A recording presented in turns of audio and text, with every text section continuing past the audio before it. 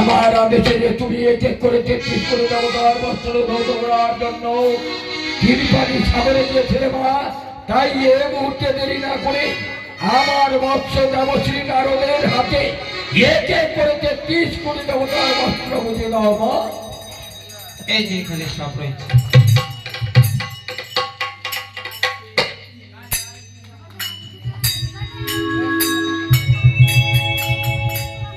প্রভু দেবশ্রী নারদ, যদি নির্ভয় দেন তাহলে বলতে পারি। তোমাকে আমি নির্ভয় দিলাম, তুমি প্রকাশ করে বলো। এই 33 কোটি দেবতার জৈব বস্তু বুঝে পেলা 33 কোটি দেবতা খুঁজে পেয়েছি, কিন্তু একটি বস্তু পাওয়া যায়নি। 33 কোটি দেবতার মধ্যে এমন কোন দেবতার বস্ত্র দেবতার কোনো উপস্থিত হয়নি বলো। প্রভু সেই বস্ত্রটি মনসার। মনসার? আপনারই কন্যা মনসার। একে মানে ভাই কি হলো? তুমি না আমার কন্যা, হ্যাঁ আমি না তোমার পিতা। সত্যি পিতা। তাহলে মা সত্যি করে বল, এক এক করে 33 কোটি দেবতার বস্ত্র দেব বরাবরে বুঝে পেলাম 33 কোটি দেবতার মধ্যে আমার কনিষ্ঠা কন্যা পদ্মাবতীর বস্ত্রটি কোথায়? বলছি। আমার খেয়াল করেছি, ওই যে আমি ঘাটে গেছিলাম কাপড় খাঁচার জন্য, ওই হয়তো খাসতে খাসতে গঙ্গা। এই জীবনে তাই তুমি বড় ছলনাময়ী, তাই না মা? গঙ্গা? বলো মিথ্যা কথা মা। দেখি। গঙ্গা কিছুক্ষণ পূর্বে হ্যাঁ তোমার পিতার মস্তকে বিরাজ ছিল, তুমি আমার নিজস্ব কন্যা হয়ে মিথ্যা কথা। সত্যি করে বলবো, মনসার ঘরটি কোথায়? কোথায়? কোথায়? বাড়ি এইভাবে আমাকে মারতে আসে। এবার খেয়াল করেছে আমার ওই কাপড় খাঁচাটা চেয়ে আমি রৌদ্রতে শুকানোর জন্য দিয়েছিলাম, সে হয়তো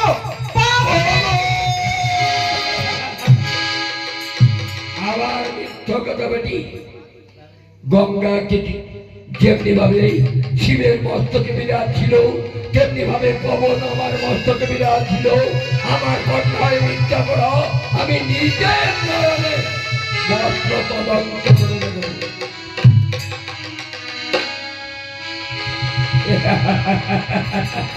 এই কি মানে তাই? বলো পিতা, এই কাপড় দিয়ে না আমার কাছে করবে? হ্যাঁ আমার কাছে আমি করছি। তুমি করেছো? হ্যাঁ অন্যান্য দিন কাপড় কাছো কালিয়ার চুল, আজকে কাপড় কাছে তো স্বর্গে। তুমি নিজের হাতে কেটে দেবা? হ্যাঁ হ্যাঁ সত্যি বলছি। সত্যি তো বলছি। তবে আর একটি কথা বলতো মা, বলো। এই কাপড় কাটতে তোমার ঘাটে বিলম্ব হলো কেন বলো? সত্যি আমার পিতা অন্তর্ভাবিনী সব বুঝতে পারছি, এই বসন্তে ঘাসছে কেন আমার ঘাটে এত দেরি হয়েছে। সত্যি কথাই বলবো পিতা, আর মিথ্যা কথা বলবো না। এক ঘাটের যে পরম সুন্দরী, তাহারও নৃত্য দেখে আমার হইল এত দেরি। হ্যাঁ ঘাটে এসে যে পরম সুন্দরী, সেই পরম সুন্দরী ঘাটে নৃত্য করে বিচক্ষণ, তাহার নৃত্য নদীতে সত্যি বলেছিস মা। তবে আরো একটি কথা বল মা, বলো। ঘাটে যে পরম সুন্দরী এসেছে, তোমার সম্বন্ধে কি লাগবে মা? আমার সম্বন্ধে লাগলে আমার বোন বেটি। তোমার লাগবে বলবি। সত্যি বলেছিস মা? সত্যি বলেছিস? সত্যি বলেছি। তোমার লাগবে বলবি। হ্যাঁ তাহলে তোমার পিতা শিবের সম্বন্ধে কি লাগবে? ও যদি আমার বোন বেটি হয়, তাই আমার পিতা লাগবে না। ঠিক মা, আমার লাগবে না তুমি। তবে দেখেছিস মা, এটা দেবতার ফুল। এই দেবতার ফুলের মধ্যে এক এক করে 33 কোটি দেবতা বসে আছে সারি সারি। 33 কোটি দেবতার মধ্যে তোমার বোন বেটি আমার নাতুরিকে নিয়ে এসে আমি নিয়ে আসতে পারি, কিন্তু আমার সাথে তোমার সত্যতা করতে হবে। ও বুঝেছি মা, হ্যাঁ, তোমার বোন বেটিকে দেবতার পরে এমনি ভাবে আনতে পারবে এমনি না। করে নিয়ে আসতে পারবো না। ও সত্যতা, আমার সাথে সত্যতা কথা। সত্যতা করতে হবে। হ্যাঁ, ঠিক আছে মা, সেই পরম সুন্দরীকে নিজের নয়নে দর্শন করবো বলেই আমি তোমার পিতা হয়ে কন্যার সঙ্গে হাতে হাতে করিলাম সত্যতা। ওই পরম সুন্দরী যাহা চাইবে তাহা যদি দিতে পারো না, তবে নিয়ে আসতে পারে সবার তোমার বোন বেটি শিবের কাছে যা চাইবে শিব তাহাই দেব না। সত্য এনেছো সবার তোমার। হ্যাঁ মাসি বলুন। দেখছো হ্যাঁ এই ধাবল সিংহাসন, ধাবল পাতে বসে আছে আমার পিতা নিরঞ্জন। তাকে গিয়ে তুমি প্রণাম করো। বেশ, তাই করবো মাসি।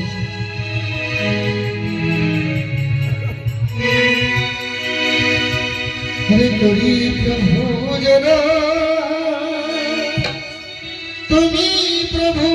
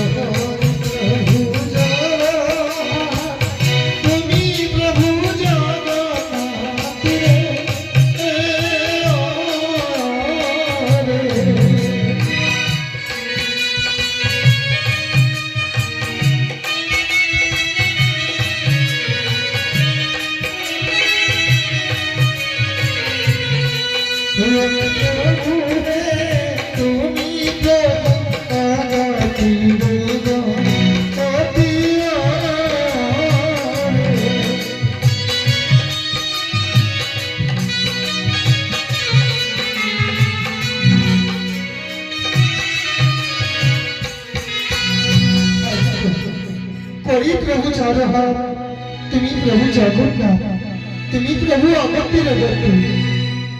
সত্যি বলেছ আমি অগতির অগতি, তবে শিবের একটি কথা শুনো। আর তোমার কত দূর এই আসিয়াছ কেন দেবতা? বলছি প্রভু শ্বশুর নক্ষর সাদা গাহারি রে,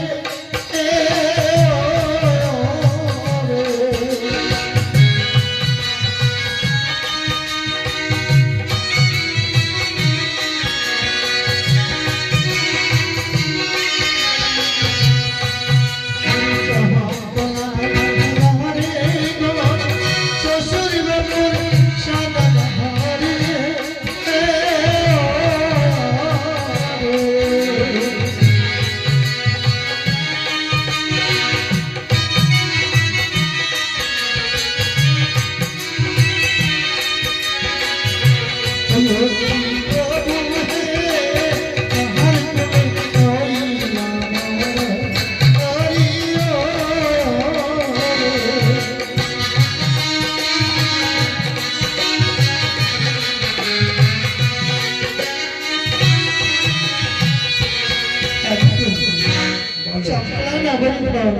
শ্বশুর তোমার সাজাগর, তাহার কুলি হইলাম রারিত প্রভু। তার কুলে তুমি হয়েছ বিধবাতা। হ্যাঁ তবে আর একটি কথা শুনো, বলো। তোমার শ্বশুর সদাগর এই শিবের সম্বন্ধে কি লাগবে বলো? বেশ বলছি প্রভু। বলো। হরে শ্বশুর চন্দ্র মহাশয় তোমার সেবা পাই রে,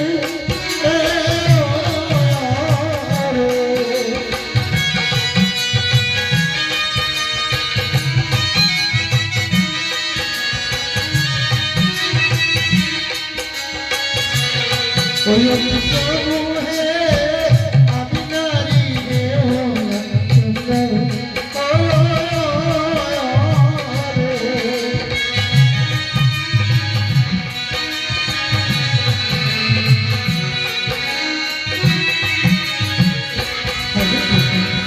বলো। শ্বশুর চাঁদ মহাশয় তোমার সেবক কহ, আমি নারী বেহুলা সুন্দর গো প্রভু। বেহুলা সুন্দর তাই না? হ্যাঁ। তবে আরো একটি কথা বলতে বলো। শ্বশুর শাশুড়ি মাতা যে তোমার জন্মদাতা। বেশ বলছি প্রভু, বলো। আমার জন্মদাতা আমার আপন প্রতীকে, তাই না প্রভু? বেশ বলছি, আমি জানি নগরে ঘর বাপেচু সদা ঘরে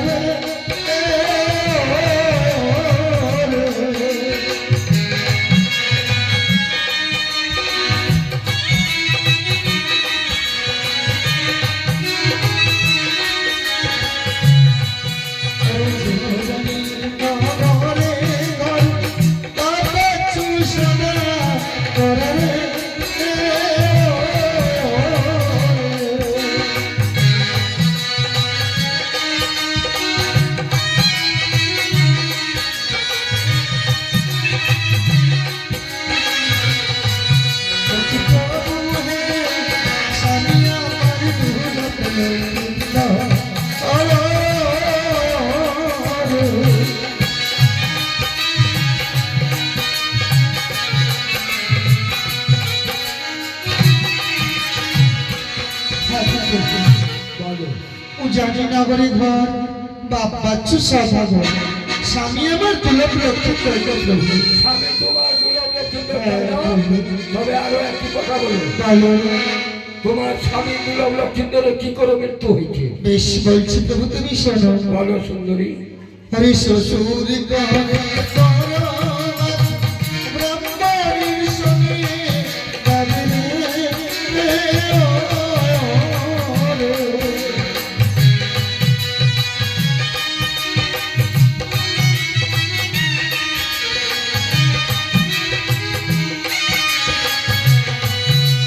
শ্বশুর ঘরে পরমা মানুষের সঙ্গে বাজরে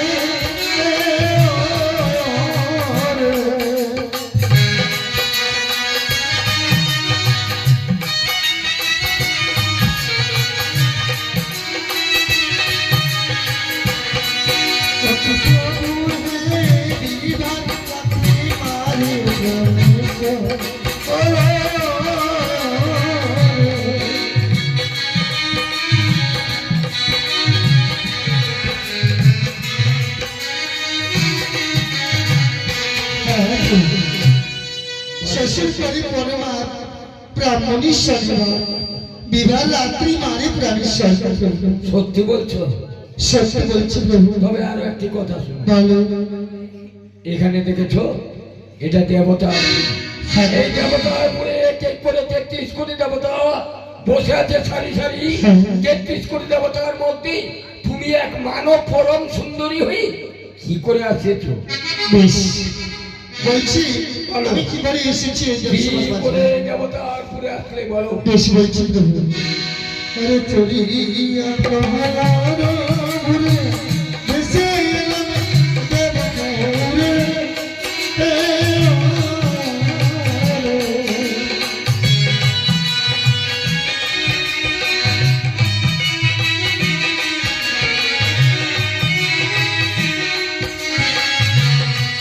আরে চড়িয়া প্রহলাদ ঘুরে ভেসে এলাম দেবপুরে।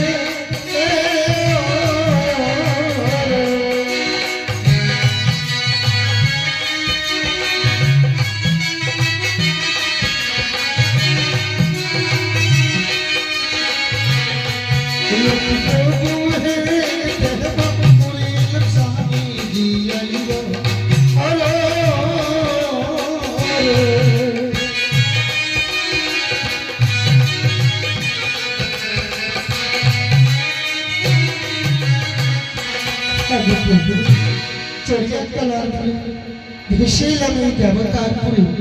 দেবপুরে এলাম স্বামীজি আইবা। ও বুঝলি সুন্দরী, তবে আরেকটি কথা তো প্রভু। বলো কি কথা? ওরে তুমি তো সংসারের সার, জীবের কোনো প্রতি কারণে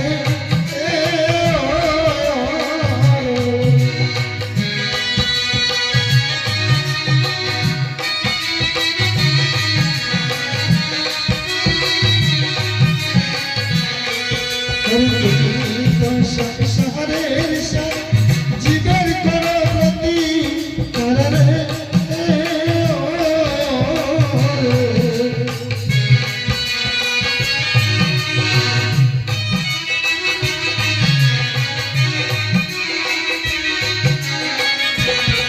প্রভু হে জিয়াইতে অভাগীর সাথ আমি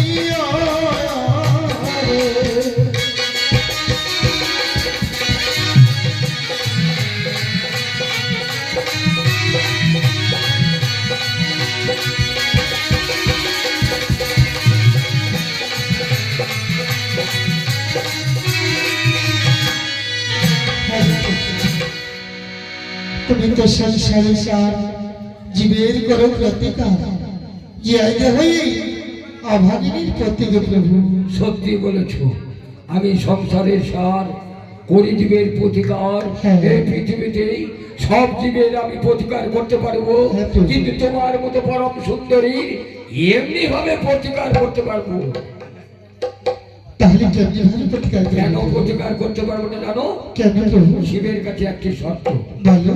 শিবের শর্ত হচ্ছে, এই মুহূর্তে তুমি যদি নৃত্য গীত করে এক এক করে 33 কোটি দেবতাকে উন্মাদ করে তুলতে পারো, ভোলা মহেশ্বরকে পাগল করতে পারো, তাহলে তোমার স্বামীকে আমি জীবিত করে নিতে পারবো। এই তো হ্যাঁ, সত্যি বলেছেন প্রভু। তোমার ইচ্ছাই পূর্ণ হবে না প্রভু, তবে আমারও একটা শর্ত রয়েছে। বলো কি যদি সত্যি? বাড়িতে পারো ইন্দ্রের বিদ্যা করি, তবে সৃষ্ট আমি করিবার প্রাদুর্ভাব। দেবশ্রী নারদ, আমার আদেশে ছুটে যাও ইন্দ্রদেবের কাছে। ইন্দ্রদেবের কাছ থেকে ইন্দ্রের বিদ্যা ধরে নিয়ে এসো। সবাবিদ্যমান। তবে আরেকটি কথা প্রভু, বলো। যদি বাড়িতে পারো আমার গায়ে রাখো, তবে সৃষ্ট আমি গর্ভবিতর খন্ড প্রভু। তথাস্তু। শুনো শুনো সুন্দরী, তোমায় নিরাম্বর অষ্ট অলঙ্কার হবে তোমার অঙ্গেরই উপর।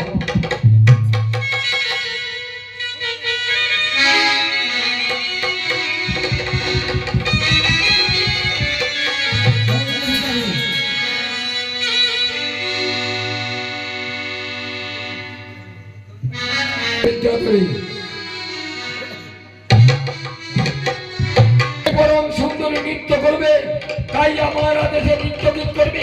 সে শুধু একা নৃত্য গীত করতে পারবে না, তার সঙ্গে তুমিও নৃত্য গীত করবে। ঠিক আছে, তাই হবে। বেশ প্রভু, তাহলে নৃত্য শুরু করি। শুরু করো। চলো।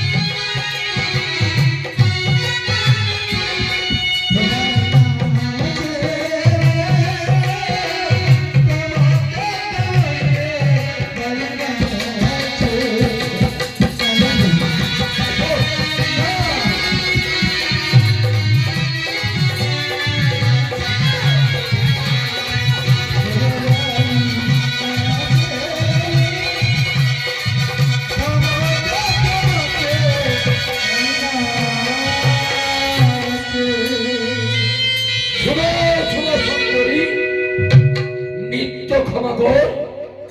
আকুল হইলাম কন্যা রূপ দেখে তোমার রূপে একদিকে ছাড়িলাম পার্বতী আর গঙ্গা, তোমার মতো পরম সুন্দরীকে নিয়ে করবো আমি অর্ধেক গয়া।